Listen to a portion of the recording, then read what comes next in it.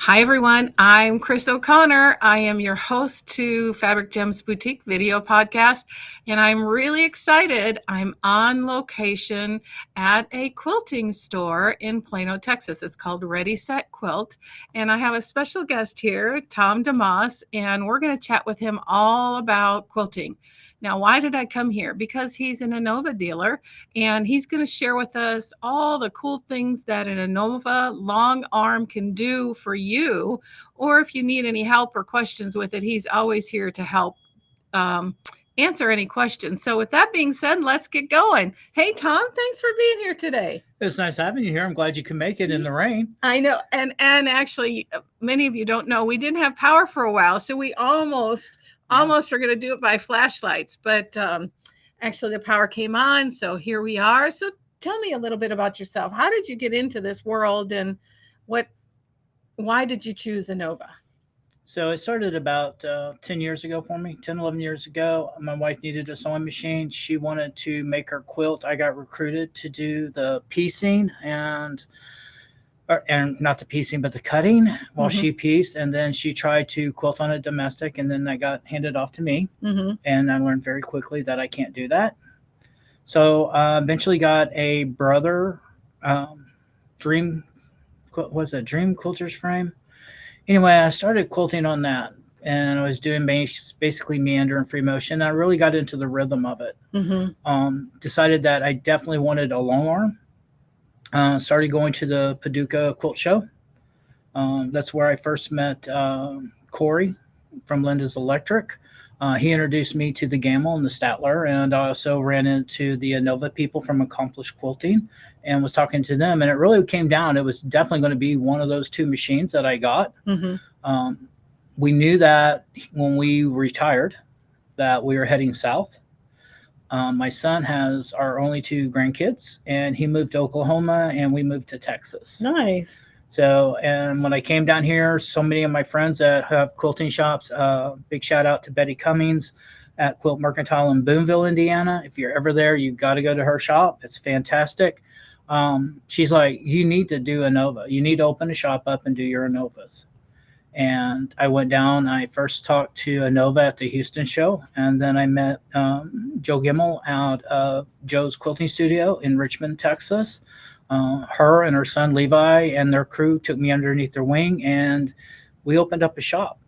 Nice. I mean, just out of, it's not something I thought I would ever do. I was actually looking forward to being just retired. But the Innova machine to me is always changing, always improving. And I really, really love the fact that it is built, made, and done out of Montgomery, Texas. I mean, we're 99% USA. So it's local. Basically. So yeah, it's local. I mean, I realize Texas is huge. It's one of the largest states, but it's always nice to have something local, right? Yeah. So they are a fourth generation family. Neil is over it right now. The fifth generation is also there already working. So they've been around for 77 years. They started out as a industrial quilt machine. They made industrial quilt machines for industry. That's how they got started. And about, I'm terrible on some of this, but about 17 years ago, they got into the home market, making quilt machines for home. At that time, I think Neil said there was like 17 or 18 different home market machines you could get. It's really down to about 4 now. It's really thinned out quite a bit. But Innova is always changing and advancing their stuff, but yet you can still have one. I've got machines that are 17 years old out there running like tops because it comes from their industrial background. Everything is built to their industrial standards. Everything is, like I said, USA. Our frame is out of Indiana. Poles are out of Chicago. We do our own electronics. We build our own electronic boards. Nice. That comes out of New York. That's where Innova started. They started in New York, and then they moved over towards Chicago, and then they moved down to Houston. So does that mean that majority of the pieces and parts are all U.S. made, or yes, it's Wow. Yes. Did you hear that? USA made. Okay. Yeah. Isn't that what somebody's been preaching more recently, to have more USA made items? Yeah. Here you go, folks. And the Nova is a USA made item. Yeah. I love that. The only thing that I know of for sure is our bobbin winder. It comes out of Taiwan. It's just we haven't found anybody here that will make them. So we don't need vast quantities of them. So. And what sizes machines do you sell? We sell frame size is anywhere from 12 foot down to 5 foot. It's in 1 foot increments, so we can custom the frame to fit you. I know a lot of people in the world used to refer to us as the erector set frame, right? Because of how we're put together. But that's because we come from an industrial background. And that means I can make that frame any way you want it to fit your room, to fit your needs. Wow. We are full length on our poles, which if you're a quilter, that is so huge. If you're using pieced together poles, then that creates weak parts in your frame. So as you're running your quilts can load and bend differently and twist on the frame while you're loading it. So by having a full length pole, it doesn't happen. Wow. So you said 5 to 12 foot. Okay. So who would use a 5 foot? I mean, what is the benefit of having a 5 foot other than maybe just space? Art quilts and space. Art quilts and space. How many of you out there do art quilts and need something to quilt on? Yeah. Okay. So maybe you consider that overkill for what you're doing, but look at the amount of time and effort and money that you're putting into your quilt. Yeah, no kidding. One of the best things about a Nova is we run what's called a brushless motor. Okay, and why is that important? The importance is that think of a brushed motor, and that's what's in all other machines. We're the only one on the market right now that use brushes. Okay, so let's back up a little bit for people who are new like me. Okay, I don't know a lot about this. What is a brushed? What does that mean? Is it an actual brush like a hairbrush, or? It's very similar. It's actually 2 carbon pieces on a spring that rub against the motor and make it turn, right? Okay. So, and that is wear points. They have to be replaced. And what happens is it works like waves of an ocean, right? Okay. It's ramping up and ramping down throughout the whole cycle. And your stitch is hitting on those ramps. Okay. So a brushless, think of it more as a light switch, right? It's either on or it's off. So we give you precision stitching with that. So the reason others aren't doing it is because if they were to put that on their machines get too close to our price point. Wow. So they don't want to put that extra money into their machines. And again, this is Nova's industrial background. In 2019, they went ahead and went full brushless motors on all their machines. They had brush before because they were trying to stay in a mid-market area. But the stitch quality is just so superb to everything else. It's just consistent. It's just amazing what our machines can do. I mean, that's why I ended up deciding on a Nova versus other competitors. Yeah. Well, I know there's a lot out there. There's Baby Lock and there's Bernina. There's a Nova. And what you said 4? What's the other one? So there's really, you've got Handy Quilter. There are some offshoots like A1 is still out. Nolting is still out there. But it's really coming down to a Nova, Gamel, Bernina, and Handy. Okay. So, and all those machines have different good points and different bad points. Right. So it's you need to look and determine what you want to spend and what you're really wanting to do with this machine. I can tell you one of the biggest compliments you can ever get, I think everybody knows Missouri Star, right? Oh, yeah. So Missouri Star needed to decide on one machine. They wanted one machine in their shop. And what I mean by one is one brand. Right. So they brought everybody in and then called a Nova and said, we need 30. So they brought up 30 of our machines to put in there, and that's what they're quilting on. Nice. Why? Because they run a lot of quilts. Well, it makes sense to me. Like, I'm a beginner. You all know I'm a beginner. I carry quilting fabric. I'm not a big quilter. I'm learning, and I'm learning all the tools and the trades. But if you want this to be a business and you're running through a lot of quilts, right? Yeah. you need something that's going to hold up. So it makes sense to me, as my father and brothers were engineers with that engineering mind, that you need something that can handle the abuse per se. Yeah. And I don't even know if I should really use that word, but you're using it a lot. Yeah. And so you want to make sure that you don't run into any issues. Yeah, you definitely want to look at the maintenance. If you're looking at a long arm, I tell the basic questions are very simple.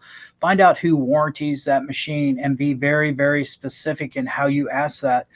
Because 2017, I was at a show in Paducah and I was looking at a machine and there was 4 different companies that warranted that machine that you were buying. Oh. And the person that was selling it to you did not.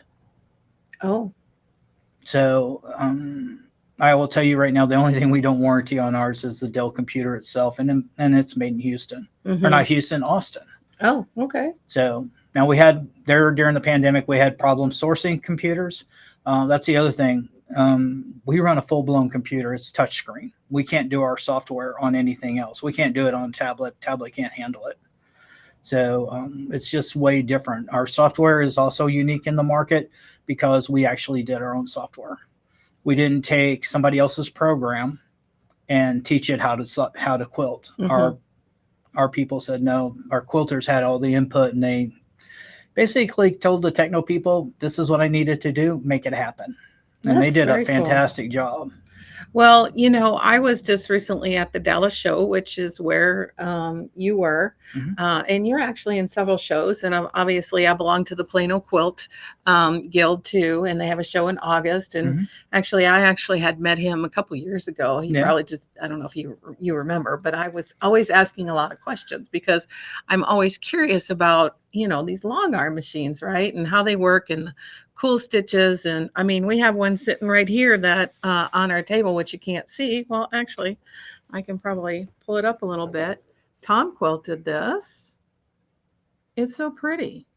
And what's neat about it is being able to produce something that is absolutely gorgeous that somebody will put on a bed or keep warm on a couch, or I mean, there's so many uses for a quilt. So recently, and a lot of you know about this yet, but I have quilt blocks of comfort that I want to have people send me blocks that I just put together and quilt and then donate to police departments or whatever, because when you put a quilt around you, what does that make you feel like? Yeah. Warm. More. And secure. And so that's what my quilt blocks of comfort's all about.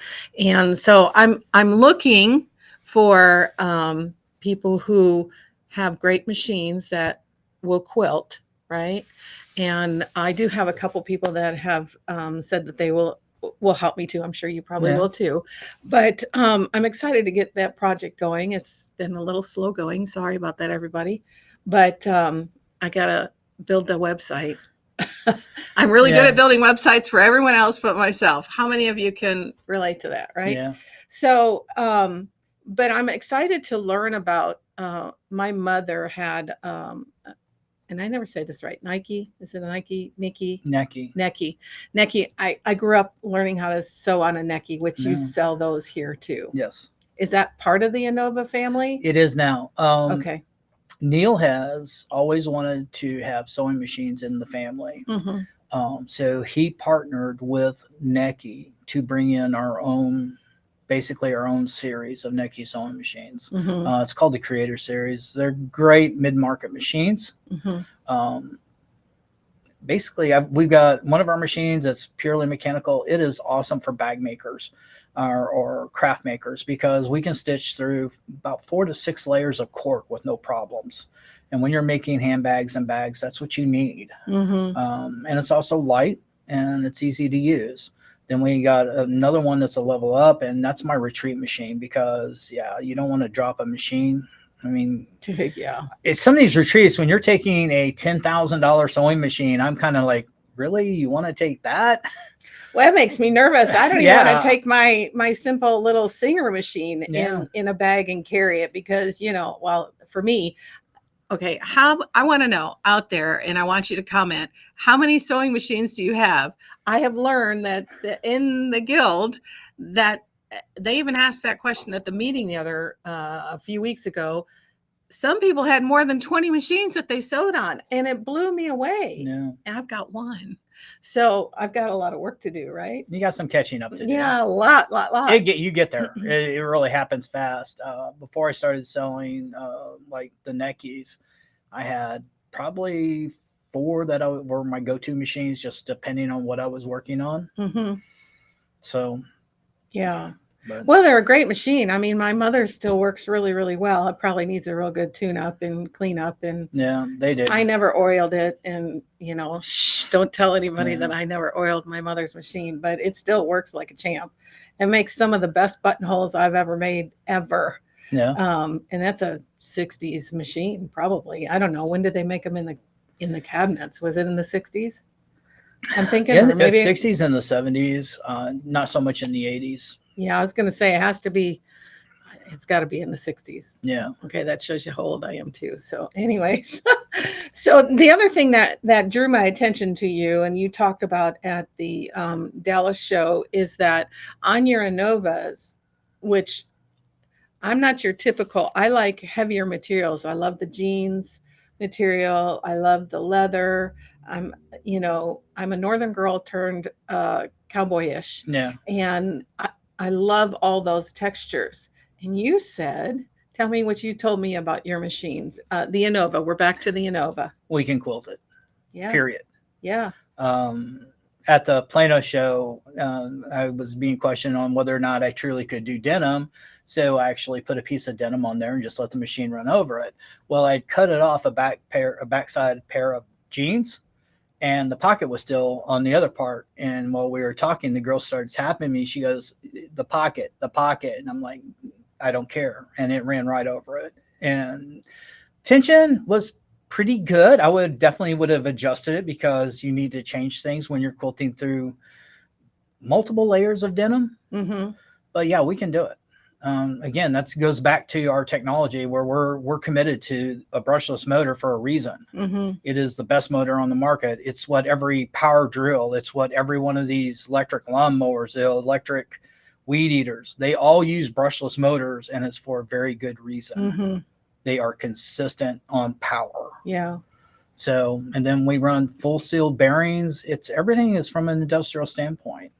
So to me, that's really important. Bearings, anytime they're exposed, so I come from the garage door industry, and I understand bearings and all this other stuff, mechanical. I'm very mechanical.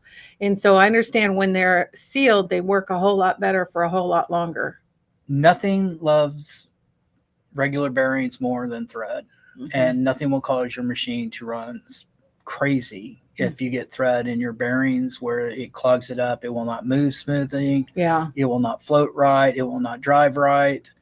So yeah, it makes a huge difference. Mm-hmm. So again, it's the little things that so much makes a difference on your quilt. Mm-hmm. So you go in and you see these really gorgeous quilts that are done, and you look at the time it takes to make it, and they don't put the effort into the quilting or knowing their quilter. You should always know your long armor very, very well.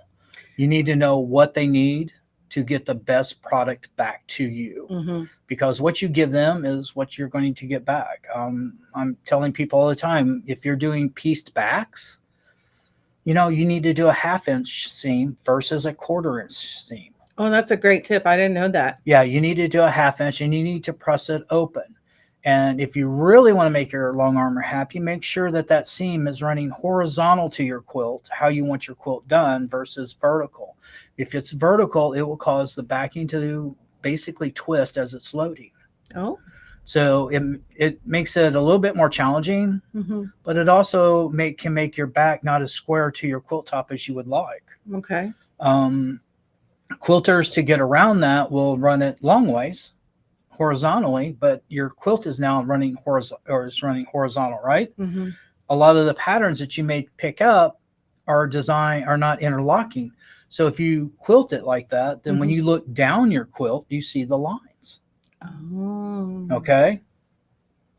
So to me, you should always quilt horizontal on the short side. Long Okay. side is what you roll. Okay.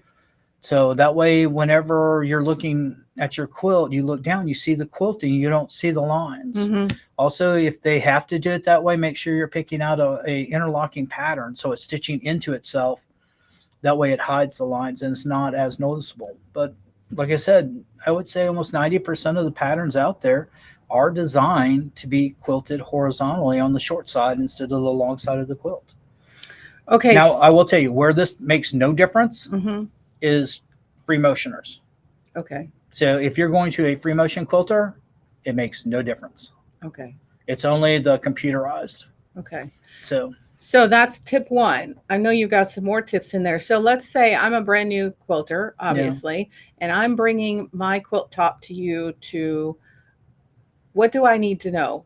What do I bring? What do I supply other than the quilt top? Like, do I bring the batting? Do I bring what? You tell me. that is it's so we have a nice selection of white backs here that you can look at and choose, and you could probably find something that matches your quilt.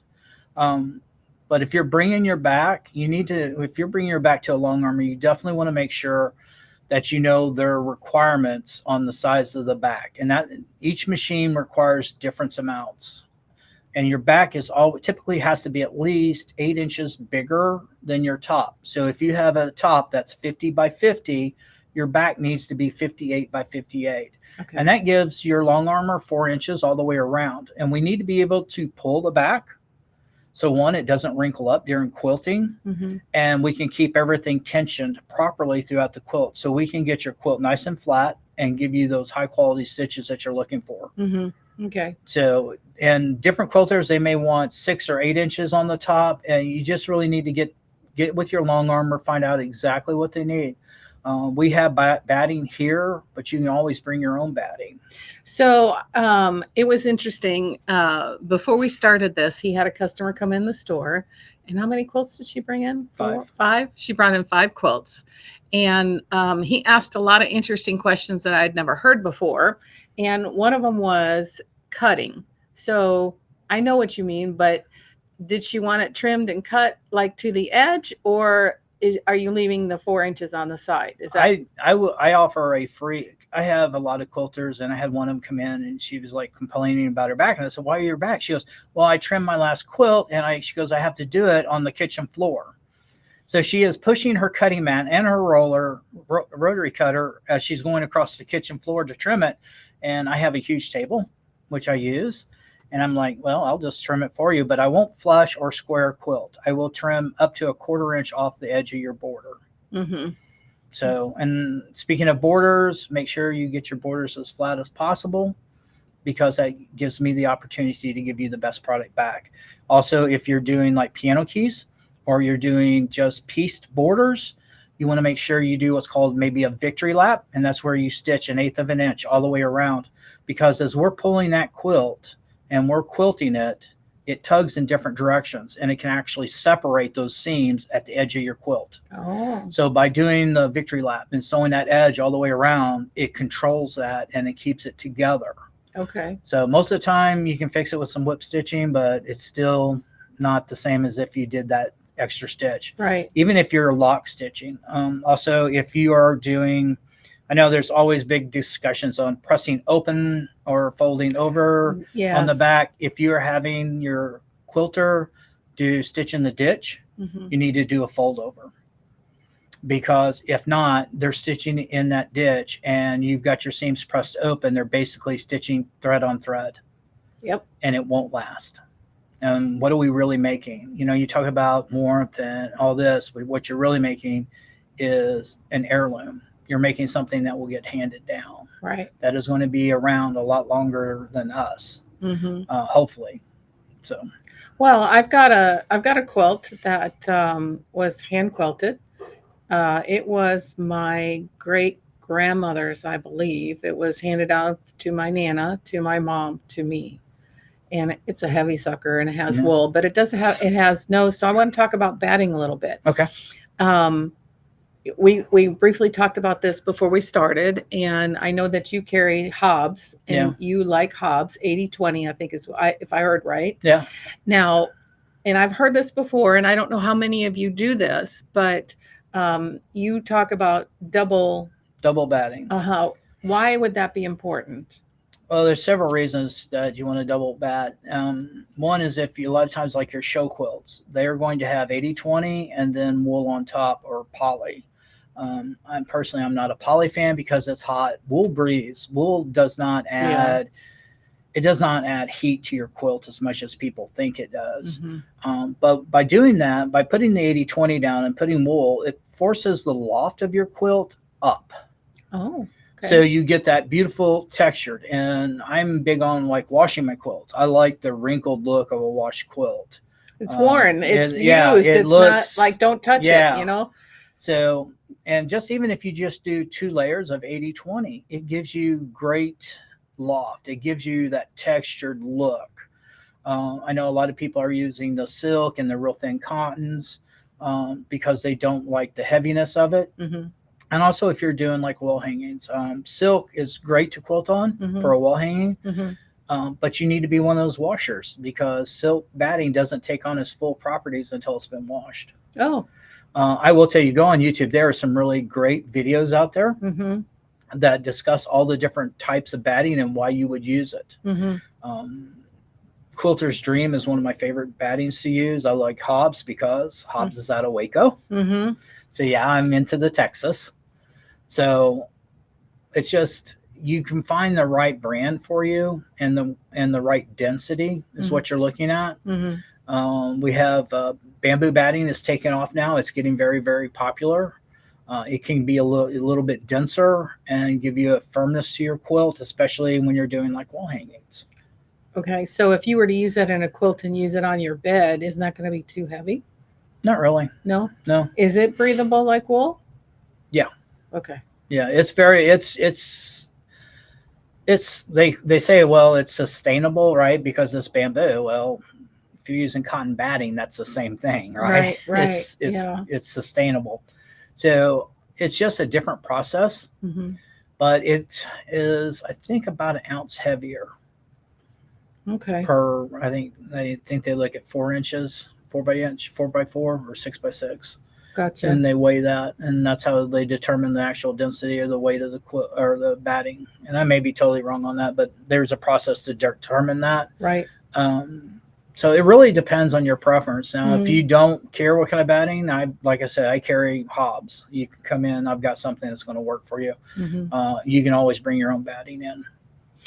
Okay, so pretty much all I have to do is, like, if I make my quilt top, whatever size it is, I can bring it in here, and then we could match the backing, and then we could buy the and then you get to cut it all instead of me trying to cut it on my living room floor like that lady who did it on the kitchen floor, right? Yeah. Because usually, now, I used to have a big, large dining room table that I could cut on. I don't have that anymore. So, well, do you really want to cut on that? Because if you miss, you've got a nice group. Rotary cutters will chew up everything. Yes, they do. They really do. Including fingers. Yes, they do run. I've run off a couple times cutting fabric for people, and I'm like, oh, dang, it didn't cut the fabric that sharp, but it sure got my table. Yeah. But it's all good. But yes, I mean, it was a wood table. It would have blended in. You never would have known. But anyways, not everybody wants to do that, right? You don't want to clear everything off of it. And I mean, because some of these quilts, what's the average size quilt that you usually do? Or is there one? It runs in seasons, oddly enough. I mean, we're heading into the Christmas season. I will see smaller quilts coming out of that. I start seeing larger quilts. Okay. It seems to be more seasonal, which I've never made sense of. That's interesting. But, I've got some quilters, they make queen and king size. That's all they make. Other quilters will do 50, 60, 50 wide, 60, 70 laps. So yeah, I'm a laptop type girl. I'd really like to, for myself, make one for my king bed, but it's overwhelming to me. I found this really cool panel actually at the quilt show, at Dallas Quilt Show, and it's like totally up my alley. And so I didn't buy the fabric to go around it, which now I've got to find. But yeah, I'm a little intimidated by it because, attention span may not be as long as most people who can sit at a sewing machine for all day. Yeah, I can't do that personally. It's still the same rhythm.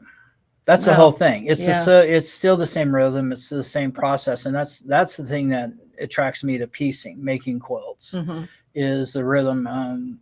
My favorite part is what most people don't like. The way I prep my material and cutting it. That's the most soothing part of the whole process to me. Okay, so how do you prep your material? A lot of starch, dry iron, never steam. I never steam anything. Okay. But flip the fabric over, I spray it, let the starch soak in, iron it, and then after that, it's just a pressing pin. So do you use the kind in the can, or do you make your own? I use a can. I am lazy. I wouldn't say that's lazy, but it's straight up faultless. That's who I use. I use a heavy starch, spray it, and once I get it, the starch will shrink it down some. I don't pre-wash my fabrics. And there's a debate on that too. And there's a big debate on that. You know, I get both sides, but I act like I've made a lot. I've made a total of 10 quilts, but I've never pre-washed my fabric either because it was recommended that I don't. So I just followed this person who makes a gazillion quilts and blah, blah, blah. But I didn't know about the starch thing. So I learned, there's another thing I learned today. I hope you guys are learning some new things too. So there's points on both sides of it.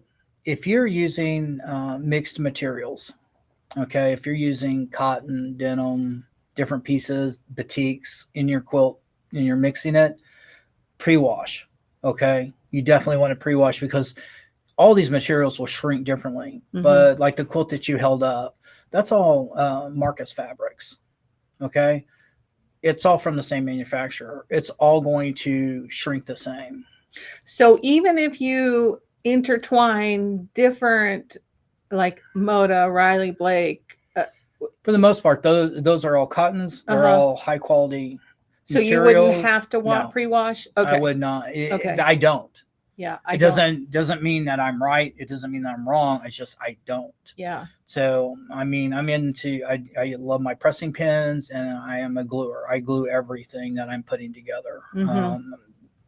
Just Elmer's washable glue, and it helps stabilize it. One, I never really use a walking foot because when you glue where you're getting ready to sew for that 1/4 inch, the top fabric and the bottom fabric will move in unison and not travel at different speeds. Nice. So I don't have to worry about it. And if I'm putting them together strips, I can open it up, look at it, and I can tell how my points are going to hit. And if they don't fit the way I want, I pull it apart and redo it. Yeah.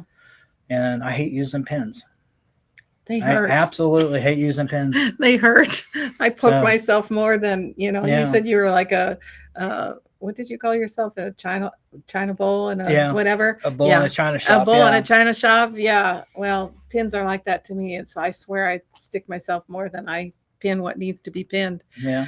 Okay. So I want to know more about your store. So tell us all about your store. So you have something new that you're trying to add, and that is your sewing station. Yeah, we've since we introduced the Necky sewing machines, we decided, well, we need an area for people to use them or people to just come in and sew. So we are opening up for sewers to come in. Small, we can't handle a whole lot of people, but if you have a small bee or whatever, you can call and schedule and come in and just sew. You don't have to use our machines. You can bring your own. They're nice little sewing stations for you to use. We're sitting at one right now, as a matter of fact. So, it's very spacious. So, and we are looking at introducing classes. So we added Saturday onto our schedule that we're now open. It's just, you try to find the different niches and different things to do. We're still primarily a long arm shop. I do sell some fabrics. I do sell some pre-cuts. I sell kits. So there's just different things that we try to offer, but we're not a big shop by any means. Right. It's cozy here. It's small, but it's cozy. And what's nice about it is he's got a whole wall, and I'll try to take a picture and put this in here. Um, so you carry Shannon, Cuddle. You carry Moda. Mhm. You carry. I think I saw some Wellington print. Northcott. Northcott. Yeah. What else do you have? I have Wyndham coming in. I'm big on Wyndham fabrics. I really Yeah, like their I do designs. too. So I do I too. have some of that coming in. We're always adding a little bit here and a little bit there. Mm-hmm. All of our backs are also torn instead of cut. Okay. When you're buying 108 inches of fabric, you always want to make sure wherever you're buying it is tearing it, not cutting it. What do you mean? Like Rotary cut. okay. Wide backs roll onto a bolt very uneven. Oh, so does fabric. So it's worse for wide back. So if they just roll it out and rotary cut it, I guarantee you it's not square. If I tear it, it's going to be square. So how do you tear it? Just cut it and start ripping. Okay. And like the old-fashioned way. Yeah, just like the old-fashioned way. All of our backs are torn. So now, since we tear, I only sell my wide backs I sell them a yard and then larger. Mm-hmm. A yard's the smallest tear I will make. Yeah, I don't blame you. I don't. But I mean, you're going to need that or more if you're backing something. Yeah, obviously. But I have gotten new wide backs in, brand new wide backs, and I've had to cut 6 inches at the top. By the time I get it torn off to the bottom, there's maybe an inch left. Oh. So that's how unsquare it was on the bolt when I got it. Yeah. Interesting. So yeah, that's a huge angle when you start loading it. All you carry are wide backs, right? Yeah. You don't carry any like standard 43, 44. I do have some. I just picked up one of Moda's lines for blenders or basically background. It's all variations of white fabrics. I do carry that. Oh, I did see that right over there. We do get some fabrics in. I got the Starry Sky in, and we made our own kits out of that. So we cut that up and make kits out of that, and then we'll sell off whatever's left. So do you make 3-yard quilt kits? No, we don't do the 3-yard. Okay. So there's somebody that's much better at that. So I will send you her direction. She's awesome. I know. I do know who you're probably talking about. They're very good friends of mine, actually. Yeah. So, but you cut up whatever. Yeah. So we bring in the pattern, and we did 3 different patterns for the Starry Night and made the kits out of that. It's a very good. It's definitely a boy's quilt. It could be a girl's quilt, but it's probably more boy. Mm-hmm.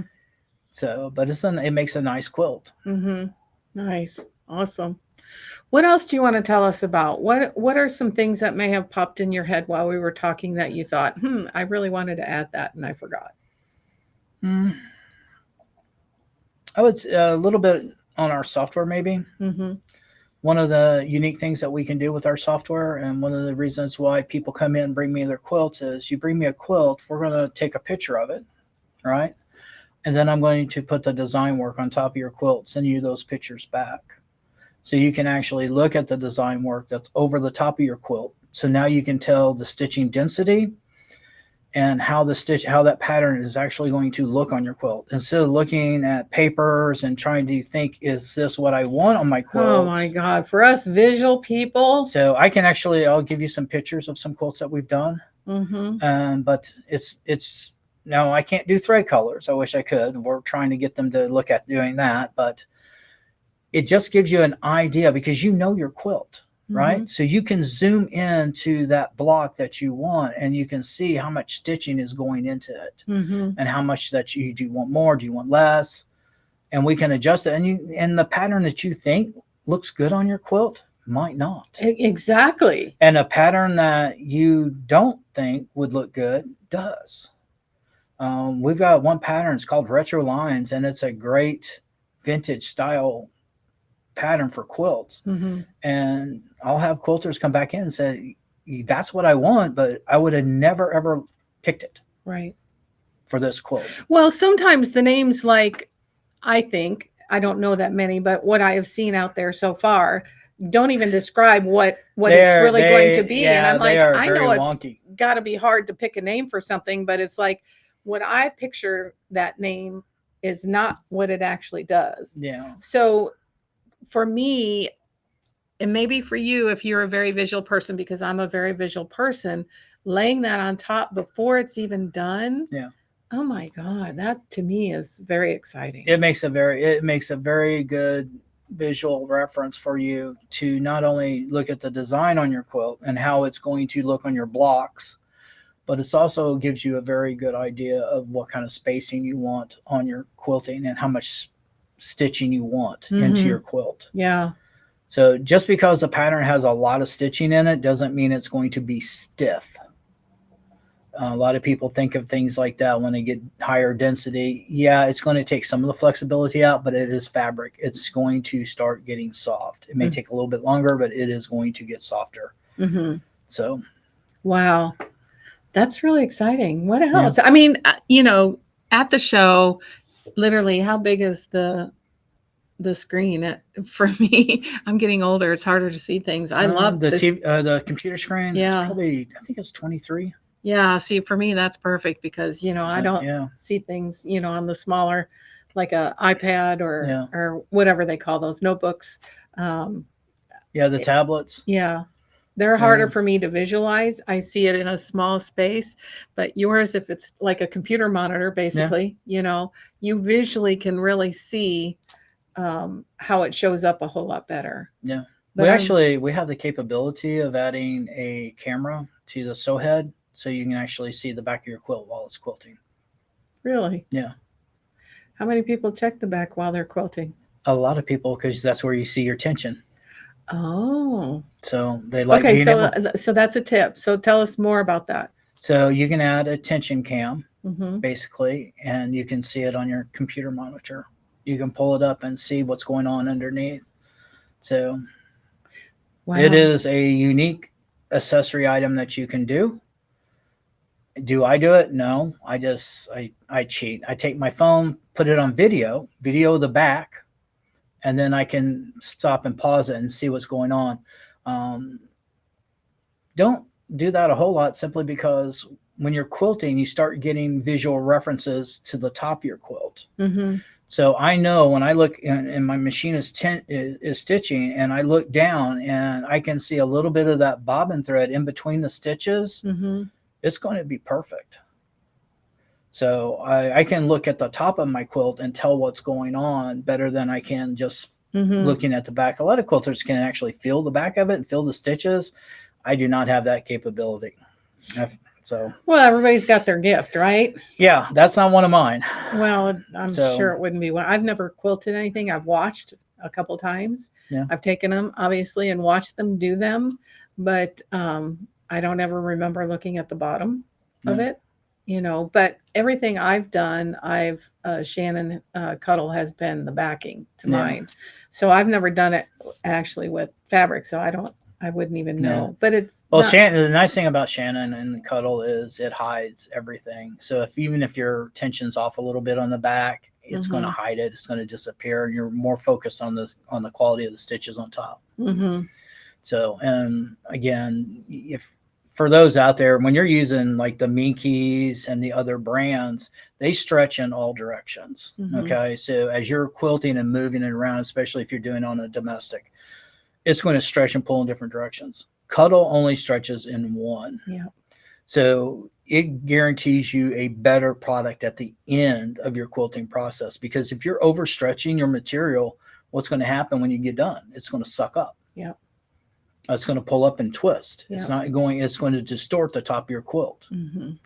So spend a little bit more. I'm telling you, get the Cuddle. You'll love doing it. It's great to work with. I'm hooked. I'm telling you, I am absolutely hooked. And it's easy to sew with. I know people are freaked out. I was afraid. The very first thing I did with Cuddle was the infinity scarf. And it took me like 3 months before I even did it. And then I did it and I was like, oh my God, I did 6 of them in an afternoon. Yeah. It was that quick and that easy. It's intimidating because of all the, as they call, cuddle dust, right? Yeah. All that. But I have one of those little vacuum thingies and I just vacuum it all up. And I sell Cuddle. I don't have a lot in stock right now, but I love Cuddle. Yeah. Absolutely. So I'm excited to know somebody's local here in Plano. Yeah. That if I don't have it, then I can come here and get it. And because I absolutely love cotton. Yeah, it's a great material to work with. Yeah, and it's fun to be on the back of a quilt because it's so you can't stop touching it. My daughter-in-law said, "This is so soft. This is so soft." She said, "I can't stop touching it." We do a lot of it with baby quilts Mm-hmm. because you have the pretty side, the quilted side, the piece side. Mm-hmm. That goes on the stroller where people walk by, you get to see it, and the baby has a nice soft side. And then when you get somewhere, you flip it up, let the cuddle side up, and then let them lay on it or crawl on it. It's just a great way to do it. Yeah, yeah. So yeah, I'll be making one of those soon. I have a friend who just had a baby, so I'm excited about that. Tom, I think that we have had some great discussions. Now I see that you carry thread too. Do you have a particular on threads that you carry? I'm a fan of two. Innova does have their own line. It's called Innovatech Thread. It is a tri-poly lobel, and what that means for long armors is less lint, less dust, less headaches. So it is exactly pretty much the same as Glide. Now, when you look at it, Innovatech looks more like cotton. So when you're a traditional, I'm a reproduction quilter. I like reproduction prints. So I am more leaning towards the Innovatech thread because it looks like cotton. Then I carry Glide, and I can virtually go back and forth between on my machines and make very little changes. Glide is also a tri-poly lobel. It looks more like embroidery thread. Nice. So on the modern quilts, the K Facet or K Foff, is that how you say it? I always screw up her name. Me too. So the Riley Blake fabrics, all that looks really good in Glide. Okay. So, and they're both 40 weights. I am a 40-40 quilter, meaning that I use 40 weight on top and 40 weight on the bottom. So I use the same thread density. Okay. So that same thread can be used in a domestic machine? Yeah. Okay. Yeah. That's You're going to use a little bit larger needle so it stitches better. You can't use the smaller needles. So what needle would you recommend? Usually a 14 to a 16. Okay. Something like that. Okay. So it's just you just need that little extra wideness because you're pulling in thread. The lower the number, the thicker the weight, the wider it is. So if the number is higher, like it's a 60 or a 70, then it's very thin. So changing your needle size makes a difference. I tested that thinner. Somebody talked about it at one of the programs, and I was playing with it a little bit. My machine doesn't like that thread at all. Yeah. At all. The thinner threads can be more difficult to pick up and to basically make the stitch. Yeah. So machines are a little bit different. All machines are. Yeah. So, well, I want to say thank you so much, Tom, for being with us today and talking with us today. I think hopefully you learned a lot. There was a lot of great tips given, needles and thread and fabric and backing and long arming. And I think we touched everything, didn't we? A little bit of everything. Much. So I would let everybody know what is the best way to reach you. You can reach us on our website is the best way. If you have any questions, you can log in there. We have a contact form. You have any questions on the Innovas, the Necky sewing machines, on our quilting and what we do. Just anything you want to reach out to, you can do that. Our phone number's on there. Our address is, we just moved a year ago and I still struggle with this. I am at 1101 Ohio Drive, Suite 108. Right behind Baylor Scott and White Hospital. Plano, Texas. Yeah. Plano, Texas. And he will answer any of your questions on Innova. He will help you explain things to you. If you haven't figured it out yet, he's very, very knowledgeable and can help you. I probably asked a zillion questions at the quilt show, maybe some of them stupid questions, but again, that's a newbie not understanding and trying to understand. So I thank you for your patience with me.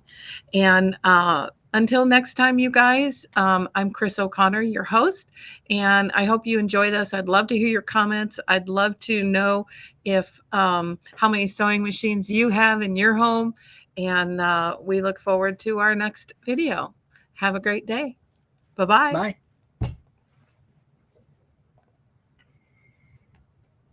You okay?